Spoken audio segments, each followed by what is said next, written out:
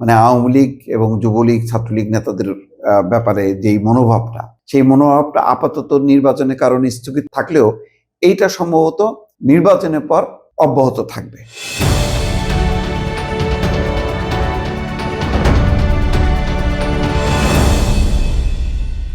একটা খবর দেখলাম দর্শক, সেটা হচ্ছে দল ছাড়ার ঘোষণার 2 ঘন্টা পর যুবলীগ নেতা গ্রেপ্তার।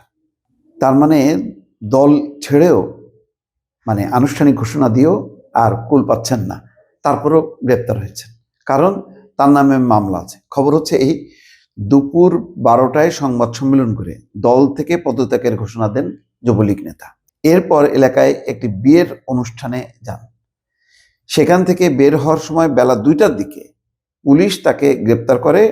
শনিবার গোপালগঞ্জের টুঙ্গিপাড়া উপজেলার পাটগাতি বাসস্ট্যান্ড এলাকার পৌর মাল্টিপারপাস মার্কেটের সামনে তাকে গ্রেপ্তার করা হয়।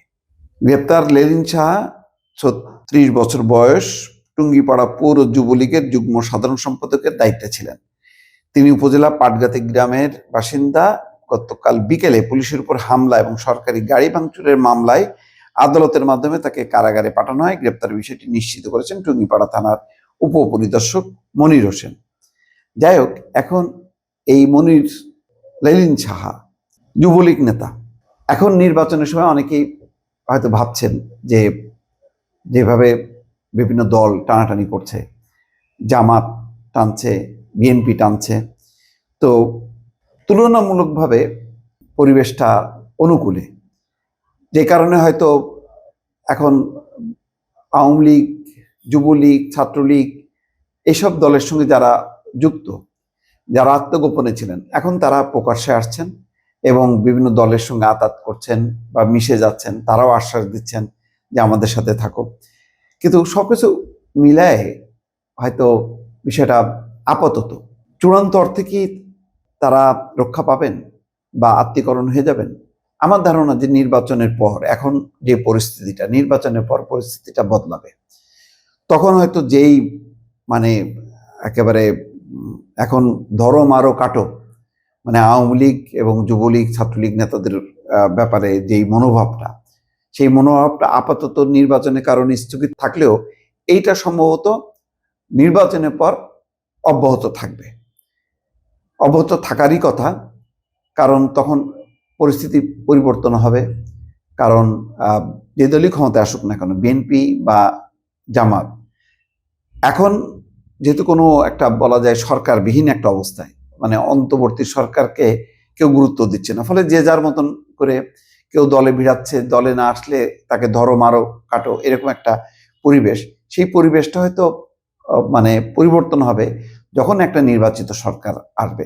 তখন তারা শান্তি শৃঙ্খলা রক্ষার জন্য তারা হয়তো বড় ধরনের আর এই ক্র্যাকডাউনে যাবে না। তো এটা আমার কাছে একটু ব্যতিক্রমী লাগলো, কারণ অনেকেই দল ছাড়ার ঘোষণা দিয়েছেন। ঘোষণা দিয়ে তারা হয় জামাতের সঙ্গে আপোষ করেছে বা জামাতের মধ্যে ঢুকেছেন, অথবা বিএনপির মধ্যে ঢুকেছেন, এবং সেই আহ্বানটাই জানাচ্ছে। আমরা বেশ কিছু ভিডিও দেখলাম যেখানে বলা হচ্ছে যে জামাতের সঙ্গে থাকলে কখনো আওয়ামী লীগের নেতা কর্মীদের নামে মামলা মোকদ্দমা করবে না, এবং যদি থাকে সেই কোর্ট কাচারি করে তাদেরকে মুক্ত করবে, এরকম একটা প্রতিশ্রুতি কিন্তু দিচ্ছে। কারণ আওয়ামী লীগের একটা বড় ভোট ব্যাংক আছে, প্রত্যেকটা এমন কোনো এলাকায় নেই যেই এলাকায় 20% বা 30% ভোটের রিপ্রেজেন্ট তারা করে না। সুতরাং এটাও এখন যারা প্রার্থী হয় তাদের কাছে প্রতিটা ভোট হচ্ছে মূল্যবান। তো আওয়ামী লীগের এই ভোটগুলো একটা টানাটানির একটা কম্পিটিশন জামাত এবং বিএনপির মধ্যে লক্ষ্য করা যাচ্ছে। তো সেই ধারাবাহিকতায় এটা একটু ব্যতিক্রমী, কারণ হয়তো সুনির্দিষ্ট এমন মামলা ছিল যে পুলিশ হয়তো গ্রেপ্তার উপেক্ষা করতে পারেনি, ফলে সেই কারণে মানে দলও ছাড়লো 2 ঘন্টা পর এই যে লেলিন সাহা গ্রেপ্তার হলো। এটা আমি মনে করি যে সামগ্রিকভাবে কিছুটা স্থিতিশীল অবস্থার মধ্যে একটা ব্যতিক্রমী খবর দর্শক।